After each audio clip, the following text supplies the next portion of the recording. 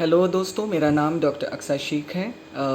I work as an associate professor of community medicine in a medical college in Delhi. I am also the founder director of Human Solidarity Foundation, which runs the Okhla COVID helpline. In addition, I also work on COVID vaccination and on COVID research. ये background इसलिए देना ज़रूरी है ताकि थोड़ा सा ये समझ में आए कि I am speaking over here as an expert on the topic. Now second wave of COVID जो है वो आज हम देख रहे हैं कि पूरे भारत में उसने तबाही मचाई हुई है. रोज़ 2 से 3 लाख नए केसेस निकल के आ रहे हैं और हज़ारों की तादाद में लोग जो हैं उनकी जानें जा रही हैं. उसी तरह हम देख रहे हैं in a lot of helplines on social media कि लोग बहुत ही ज़्यादा परेशान हैं. बेड्स अवेलेबल नहीं हैं, ख़ास तौर से ऑक्सीजनेटेड बेड्स या आईसीयू बेड्स. उसके अलावा लोग जो हैं वो परेशान हैं ऑक्सीजन सप्लाईज़ के लिए, लोग परेशान हैं ड्रग्स के लिए. एंड जहाँ ड्रग्स की बात हो रही है तो लोग बिल्कुल परेशान की हद तक पहुंच चुके हैं, जहां तक ड्रग्स लाइक रेमडेसिविर, फैबीफ्लू, टोक्लिजुमैब या इन सारी दवाइयों के नाम आपने सुनी होंगे. उसी तरह आपको भी बहुत सारे मैसेजेस आए होंगे जिसमें लोग जो हैं वो प्लाज्मा डोनेशन के लिए रिक्वेस्ट कर रहे हैं. इसमें as a health care professional, as someone who has been working on covid for the last 1 year, let me tell you this कि a lot of research has been done on these drugs on plasma also.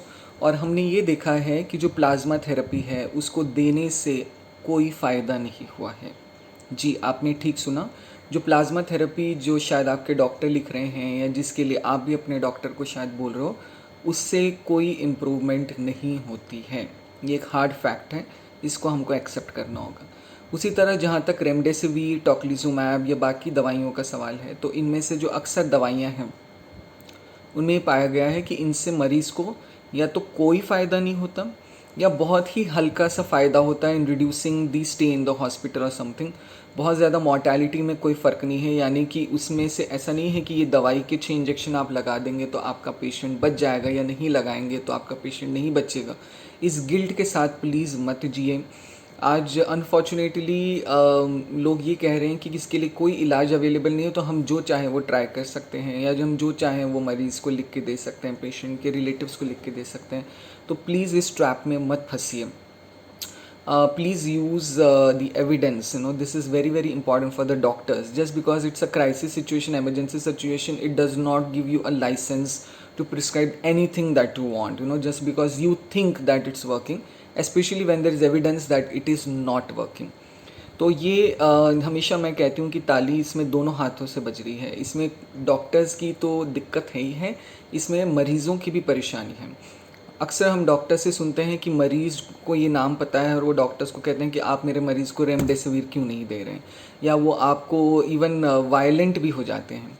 तो ऐसे में मेरी request doctors से भी है, मेरी request patient से भी है कि ये जो सारी दवाइयाँ हैं जो कि बहुत ज़्यादा महंगी तो हैं ही लेकिन इनइफेक्टिव भी हैं, इनको प्लीज़ प्रिस्क्राइब करना बंद कीजिए.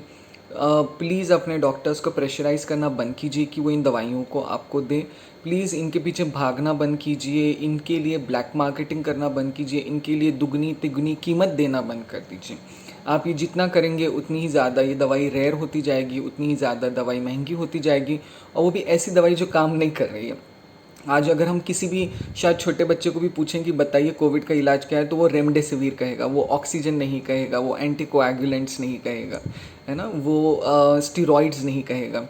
वो इसलिए हो रहा है क्योंकि जो हम सुन रहे हैं आजकल व्हाट्सएप ग्रुप्स पर, ये उससे यही समझ में आ रहा है कि रेमडेसिविर एक रामबाण इलाज है, जबकि वो इफ़ेक्टिव ही नहीं है. अब तक की स्टडीज़ में तो हम यही कह सकते हैं. तो प्लीज़ इस सिचुएशन में रेमडेसिविर के लिए या प्लाज्मा के लिए या टोक्लिजुमैब या फैबीफ्लू, इन सब दवाइयों के लिए पैनिक मत कीजिए. इसका इलाज बहुत ही सिंपल है. इसका इलाज बेसिकली ऑक्सीजन है, स्टेरॉइड्स हैं, एंटीकोएगुलेंट्स हैं एंड क्रिटिकल केयर या आईसीयू केयर है. जहाँ तक हो सके माइल्ड केसेस में आपको ये कोशिश करनी है कि आप घर में ही रहें, अपना इलाज करें. हम ओखला कोविड हेल्पलाइन मैनेज कर रहे हैं जो ओखला के लोगों के लिए है, लेकिन ऑल ओवर इंडिया से हम इसमें कॉल ले सकते हैं. इसका नंबर है 9971736222. प्लीज़ इस नंबर पे कॉल कीजिए और हमारे डॉक्टर विद इन 1 hour आपसे बात करेंगे. वो आपको सही सलाह भी देंगे, उसको आप फॉलो कीजिए, घर पे रहिए, होम आइसोलेशन कीजिए. और साथ ही जो लोग अभी बीमार नहीं हैं, जिनके फैमिली मेम्बर्स में लोग बीमार नहीं हैं, उनसे रिक्वेस्ट है कि प्लीज़ वॉलंट्रीली जो है बाहर जाना बंद कीजिए, वॉलंट्रीली मास्क पहनिए। डोंट वेट कि कोई चालान काटेगा आपका तब आप मास्क पहनेंगे। वॉलंट्रीली मास्क पहनिए और कोशिश करिए कि एटलीस्ट अगले 2-3 हफ्ते तक अपने बिहेवियर को कंट्रोल करें, ताकि इस डिज़ीज़ को जो है, ये जो सेकेंड वेव आई है, इसको हम काबू में ला सकें। यकीन मानिए बहुत ज़्यादा लोग परेशान हैं जब वो अपने लोगों को अपने आँखों के सामने जो है दम तोड़ता हुआ देख रहे हैं। तो इसमें प्लीज़ आप हमारी मदद कीजिए, और मदद आप कर सकते हैं घर में रह के, मदद आप कर सकते हैं मिस इन्फॉर्मेशन को ना स्प्रेड करके, मदद आप कर सकते हैं खुद अपना ध्यान रख के। तो यही एक छोटा सा मैसेज मुझे आप लोगों को देना था। अगर कोई भी इससे रिलेटेड आपके कमेंट्स हों, सवाल हों, इस वीडियो के नीचे आप उनको ड्रॉप कर सकते हैं, and will try and get back to you. With all this, please remember it's in your prayers, and Allah Hafiz.